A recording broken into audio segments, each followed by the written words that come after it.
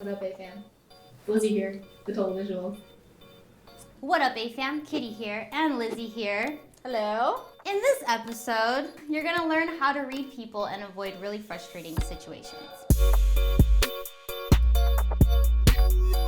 So this type of advice is best if a potential client has already reached out to you and you are a freelancer. We've both been through these struggles over the course of years dealing with clients ourselves, so hopefully you won't have to. First, let's get into some horror stories that people have wrote in. Maybe you can relate. First of all, this is from Ben Witt Brodit. Thanks, Ben, for writing in. Here it is. Here's your story.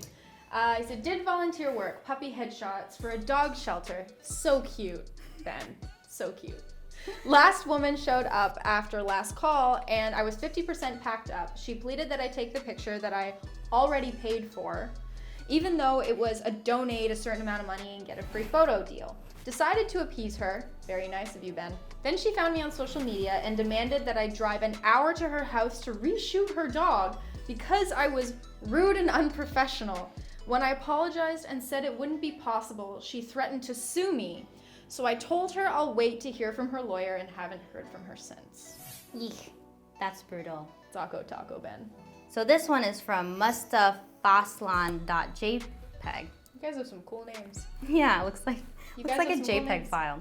That one era of my life, so it was in the past, I had a client I've been working with on a regular basis. They're asking something a little more every once in a while. Like, can you shoot and send this weekend, and next time, can you make a little discount, and another time, can you send the finished work in half an hour after the shooting? After a few months, I found myself working for them 24/7 for a really low budget. I did not understand how things came to that point, and when I realized the situation, I ran away. This next red flag Yes. is the friends and family discount. Oh boy, we've all been there. Also, no, it doesn't make you a bad person if you say no. Because we get family members asking us all the time if we'll shoot photos for their wedding. Here's what we've done in the past, and then here's what we're doing now. We have shot weddings in general, but we don't shoot family members' weddings because it's too much of an important day, and we want no conflict within family members. That's too awkward. You shouldn't mix that much business with your family or with your friends, in our opinion. That is true. And friend situation, I feel like if they're a good friend, they would be happy to support you in your business too. Like me and my best friends, like he's my lawyer, I still pay him. I don't expect him to give me free contracts, free law advice. And the same way, like I made him business cards and he paid me, and we were really happy about that. Yeah, we gave each other like a friend discount, but I was happy to give him my business and my money. First of all, you have to understand that people who aren't in the film video industry, they aren't gonna know exactly how much time and effort it takes to put into one video or one photo project. Because to them, they just think, oh, everyone's on YouTube, everyone can shoot on their phone, I can take pictures with my iPhone, why does it cost so much? So it's your job to explain to them, you did this amount of years on schooling, you spent this amount on your gear, you've invested a lot of time and energy towards this profession of yours. So they need to respect that. Yeah, and if they're open to let you help them, then I would say 100% keep moving forward with that client because they need to respect the fact that you are the expert in this scenario. All right, what do you spot when you see red flags in potential clients? We are gonna list them out right now. Are you ready? I'm ready. Okay, first one, I get people who say, it's only gonna be a 1-minute video or the shoot is really easy. Eek. They don't really understand how much time and energy it takes during a shoot because a 1-minute video could possibly be over the course of 10 days. So you really have to get the details down. Red flag number 2 is when people ask for the price without even giving you details on their project. So for me, it just sounds like they're shopping around for a camera operator, possibly the cheapest one. They're not really hiring you for your work per se. And it just sucks when you get that dreaded, oh, but I could hire someone to do it for this amount of money, which is super low ball. Number 3, I know it's last minute, but the shoot is tomorrow.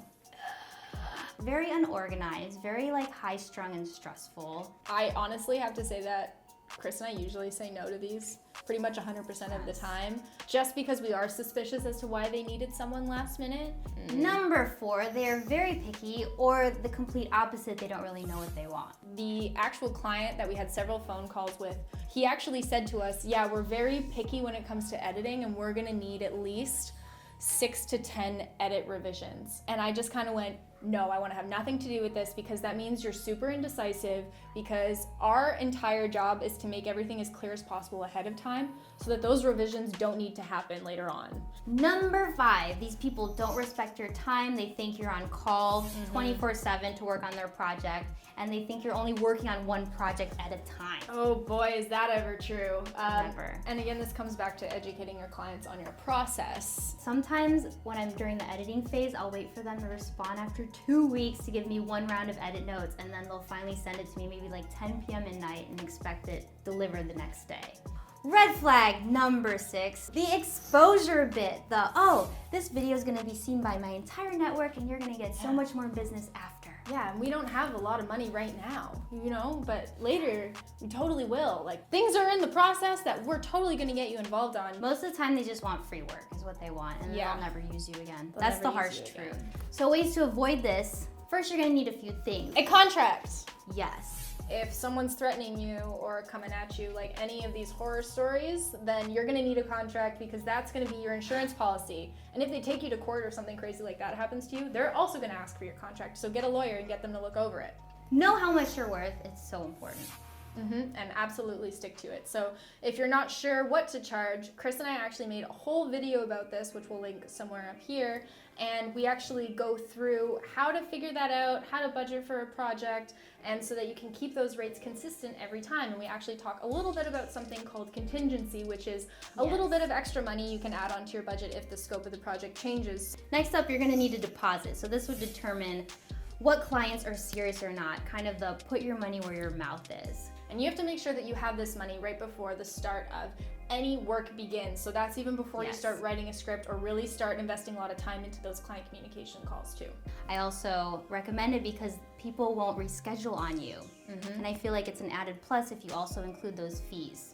Next up, you're gonna need a timeline so everyone is on the same page on how long pre-production is and when that is locked in, so they can't make any changes before production day, how long production days are, if it's 1 day, 2 days, how long the editing process is, when they're gonna get their first rough cut, and when they're gonna get their final delivery, and when they should be posting. Yeah, so there's no awkward emails going, hey, when my project's gonna be ready, Oh, how's it going? Could I see anything yet? So they know that, oh, you're editing this week, and they won't bother you. So it just makes that whole working relationship really easy.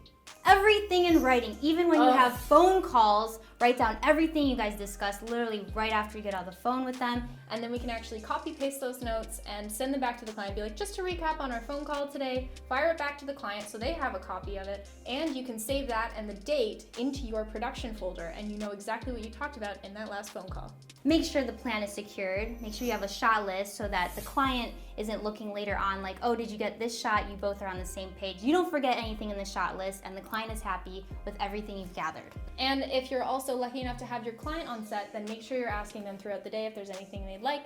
And by the end of the day, if you forgot anything or if you just want to have a quick moment to review everything you shot, so that it doesn't all fall back on you if you miss something.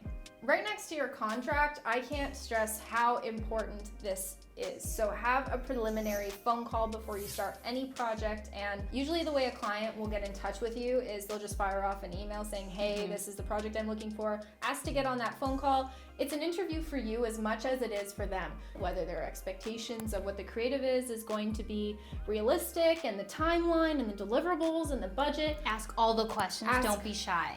Feel it in your gut. You don't have to say yes to every single project. Don't feel like you have to do it.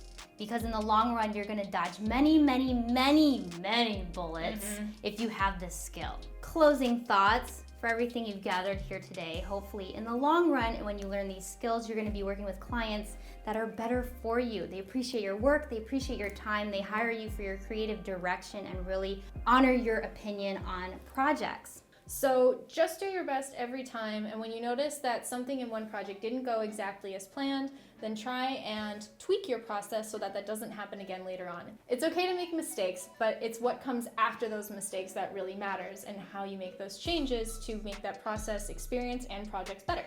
Yeah, and in the long run, you're gonna have better relationships with these clients. They'll give you ongoing work, and they'll also refer to you for similar clients that you'd be happy to work with. hopefully in the future we help you avoid these situations and you'll notice those ding ding ding red flags. Thanks for hanging out with us. This is Lizzie. Follow her on her channel. She does a lot of business tips, Instagram tutorials, photography, video. Because Chris and I run our own production company, we do a lot of tips based around that. We travel a lot. Hope to see you guys around my channel. Yeah, find her down there or in the end cards. We'll do many collabs soon because we BFFs now. Yep. Be sure to check out our collab on her channel where we did gimbal versus handheld. Ooh, it was sweet. We had a showdown. You do you, fam, and we'll see you when we see you. Don't forget to like and subscribe. There's going to be upcoming tips, tutorials, gear reviews. And are you ready for the infamous 3, 2, 1. Done.